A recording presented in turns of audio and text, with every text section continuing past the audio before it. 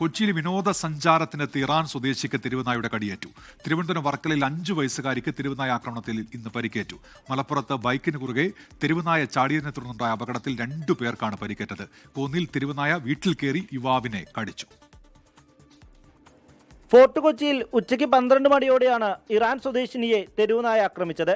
ബീച്ചിലൂടെ നടക്കുന്നതിനിടെയാണ് തെരുവുനായയുടെ കടിയേറ്റത്. കാലിന് പരിക്കേറ്റ യുവതി ഫോർട്ട് കൊച്ചി ആശുപത്രിയിൽ ചികിത്സ തേടി. തിരുവനന്തപുരം വർക്കലയിൽ 5 വയസ്സുകാരിയാണ് തെരുവുനായയുടെ ആക്രമണത്തിനിരയായത്. വർക്കല സ്വദേശി ഷാഹിർ ആമിന ദമ്പതികളുടെ മകൾക്കാണ് നായയുടെ കടിയേറ്റത്. മദ്രസയിൽ നിന്ന് വീട്ടിലേക്ക് വരുന്നതിനിടെയായിരുന്നു സംഭവം. കാലിനും മുഖത്തും പരിക്കേറ്റ കുട്ടി ചികിത്സയിലാണ്. പത്തനംതിട്ട കോന്നിയിലും തെരുവുനായ ആക്രമണമുണ്ടായി.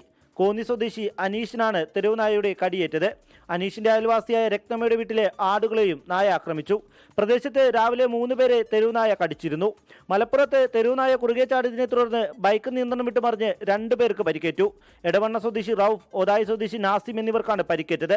ജോലിക്ക് പോകുമ്പോൾ കരുളായിൽ വെച്ചായിരുന്നു അപകടം. സാരമായി പരിക്കേറ്റ ഇരുവരും ചികിത്സയിലാണ്. വിവിധ ബ്യൂറോകൾക്കൊപ്പം 24 കൊച്ചി.